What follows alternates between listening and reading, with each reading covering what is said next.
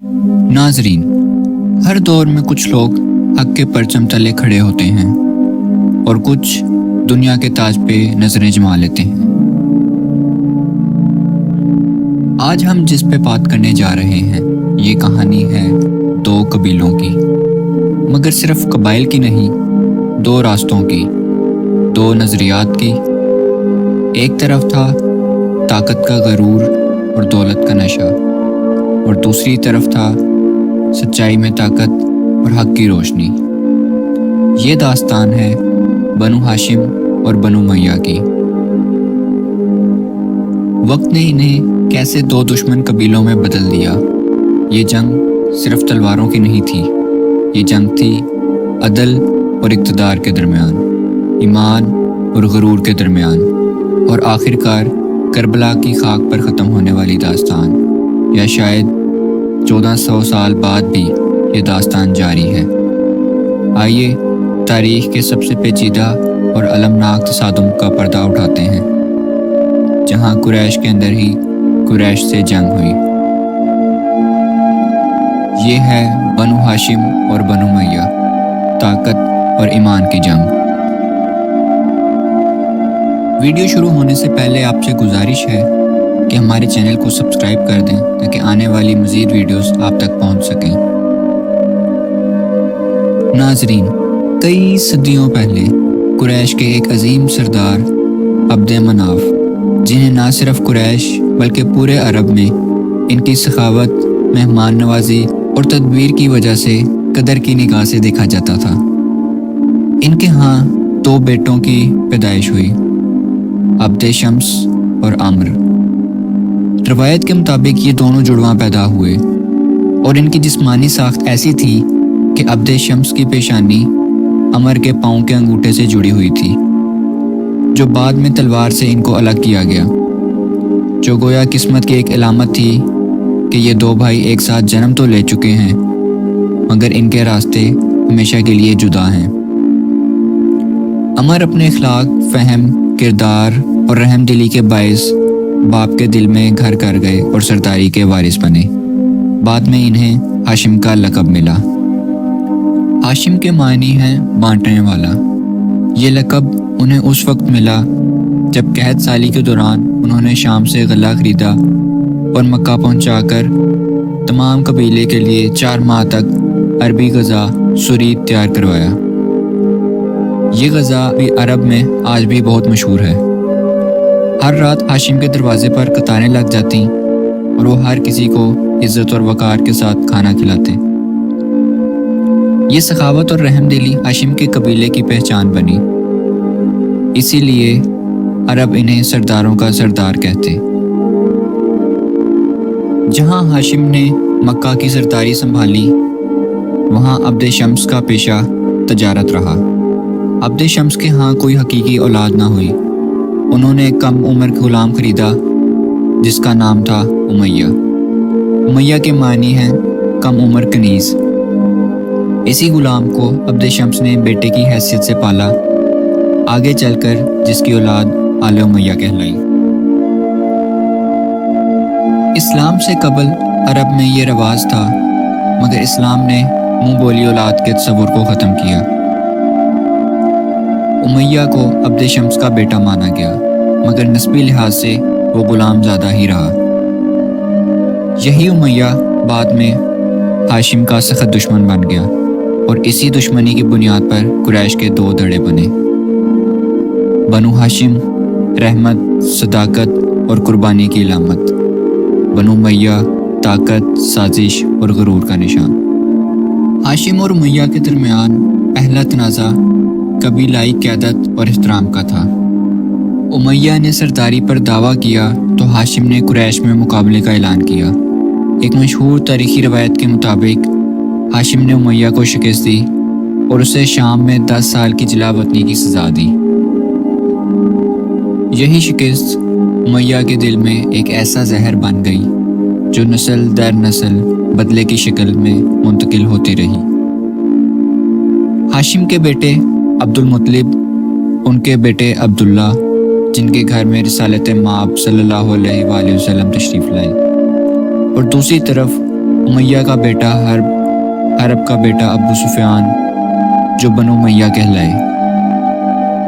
جب مکہ کی سرزمین پر نبی صلی اللہ علیہ وآلہ وسلم نے اعلان نبوت کیا تو سب سے زیادہ مخالفت انہی دولت مند بنو امیہ سے ملی، کیونکہ وہ جانتے تھے اسلام آیا تو ان کا حسب نسب غرور خاک میں مل جائے گا۔ بنو ہاشم اور بنو امیہ اب صرف قریش کے خاندان نہیں رہے، بلکہ اسلام اور کفر کی صفوں میں تقسیم ہو چکے تھے۔ جہاں ایک طرف تھا رسول اللہ صلی اللہ علیہ وآلہ وسلم کا جھنڈا، دوسری طرف ابو سفیان کا لشکر۔ غزوہ بدر، اسلام اور کفر کے درمیان پہلا معرکہ۔ رمضان کا مہینہ 2 ہجری۔ مدینہ سے 313 اہل ایمان نکلے، نہ ہتھیار نہ گھوڑے مگر ایمان سے لبریز، اور مکہ سے آئے 1000 کفار۔ بدر میں بنو امیہ کے کئی سردار مارے گئے۔ ابو جہل کا غرور خاک میں ملا، عتبہ، شیبہ، ولید سب واصل جہنم ہوئے۔ یہ وہ دن تھا جب بنو ہاشم کو پہلی فتح ملی اور بنو امیہ کا غرور چکنا چور ہوا۔ 3 ہجری شوال، ابو سفیان نے انتقام کا علم اٹھایا۔ کافروں کا لشکر 3000 اور ان کے ساتھ ایک عورت ہندہ بنت عتبہ، جس کا دل بدر کے زخموں سے جل رہا تھا۔ احد میں مسلمانوں نے ابتدا میں فتح پائی، مگر تیر اندازوں کی غلطی نے بازی پلٹ دی۔ حضرت حمزہ، بنو ہاشم کے شیر، ہندہ کے غلام وحشی کے ہاتھوں شہید ہوئے۔ ان کا سینہ چاک کر کے کلیجہ نکالا گیا اور ہندہ نے اسے چبایا۔ یہ صرف جنگ نہ تھی، یہ بنو ہاشم اور بنو امیہ کا قبائلی انتقام تھا جو روحانی میدان میں بھی جاری تھا۔ 8 ہجری، رسول صلی اللہ علیہ وآلہ وسلم مکہ میں فاتح بن کر داخل ہوئے۔ کفار کے سردار سر جھکائے کھڑے تھے۔ ابو سفیان کو بلایا گیا۔ رسول صلی اللہ علیہ وآلہ وسلم نے سب کو معاف کیا، مگر ابو سفیان سے فرمایا، اے غلام زادو، تم آزاد ہو۔ یہ جملہ محض معافی نہ تھی بلکہ نسل کی یاد دہانی بھی تھی۔ تاریخ میں 3 ایسے موقع ہیں جب بنی ہاشم نے بنو امیہ کو غلام زادے کہہ کے مخاطب کیا اور انہیں ان کی نسل کی یاد دہانی کرائی۔ پہلا، فتح مکہ کے موقع پر رسول صلی اللہ علیہ وآلہ وسلم نے ابو سفیان کو غلام زادہ کہہ کے مخاطب کیا۔ دوسرا، مولا علی علیہ السلام نے اپنے دور خلافت میں معاویہ کو خط میں غلام زادہ کہہ کے مخاطب کیا۔ تیسرا، دربار شام میں جب آل رسول قیدی بن کے کھڑے تھے تو بی بی زینب سلام اللہ علیہا نے دربار میں خطبہ دیتے ہوئے یزید کو غلام زادے کی اولاد کہہ کے مخاطب کیا۔ ابو سفیان نے بظاہر تو اسلام قبول کیا، مگر دل کی حالت کا علم صرف خدا کو تھا۔ فتح مکہ کے بعد اسلام نے نئی شاہراہ اختیار کی۔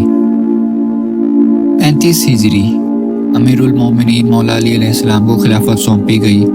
مولا علی نے عدل و مساوات کا پرچم اٹھایا تو معاویہ نے ان کی بیعت کا انکار کیا۔ معاویہ نے جب مولا علی علیہ السلام کے خلاف عداوت دکھائی تو جنگ صفین برپا ہوئی، جہاں مسلمانوں نے مسلمانوں کے خلاف تلواریں اٹھائیں۔ معاویہ کو شکست کا سامنا ہوا تو اس نے قرآن نیزوں پر بلند کروا دیا۔ یہ پہلا موقع تھا جب دین کا سیاسی استعمال شروع ہوا۔ معاویہ نے دمشق سے خلافت پر قبضہ کر لیا اور اپنے بعد یزید کو ولی عہد مقرر کر دیا۔ اسلام میں پہلی موروثی بادشاہت۔ معاویہ کی موت کے بعد اسلامی خلافت جو شورا اور اہلیت کی بنیاد پر قائم تھی، اسے پہلی بار وراثتی بادشاہت میں بدل دیا گیا۔ یزید کا کردار، فطرت، طرز زندگی اور اسلام سے تعلق سب زیر سوال تھے۔ شراب، نعت، شکار، یہ وہ چہرہ جسے خلافت کا تاج پہنایا گیا۔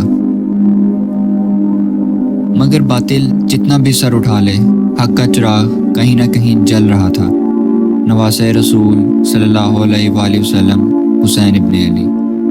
یزید نے ان سے بیعت مانگی، مگر مولا حسین علیہ السلام نے صاف انکار کر دیا اور فرمایا، میرے جیسا شخص یزید جیسے شخص کی بیعت نہیں کر سکتا۔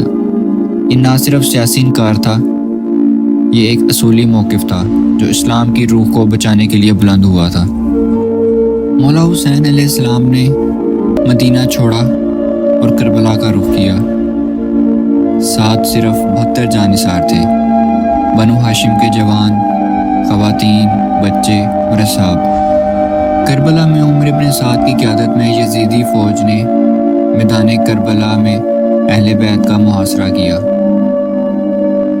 اور 10 محرم کو کربلا میں اولاد رسول مسلمانوں کے ہاتھوں بے دردی سے شہید ہوئی۔ طاقت اور اختیار کے باوجود 1400 سال بعد بنو امیہ کا نام و نشان قائم نہ رہا، مگر حسینیت آج بھی زندہ ہے۔ یہ داستان کربلا پر ختم نہیں ہوئی، یہ آج بھی جاری ہے۔ ہر اس جگہ جہاں کوئی یزیدی ظلم کرتا ہے اور کوئی حسینی انکار کرتا ہے۔ یہ کہانی ہم سب کی کہانی ہے۔ آج بھی کچھ لوگ بنو امیہ کے لشکر میں ہیں اور کچھ حسین کے قافلے میں۔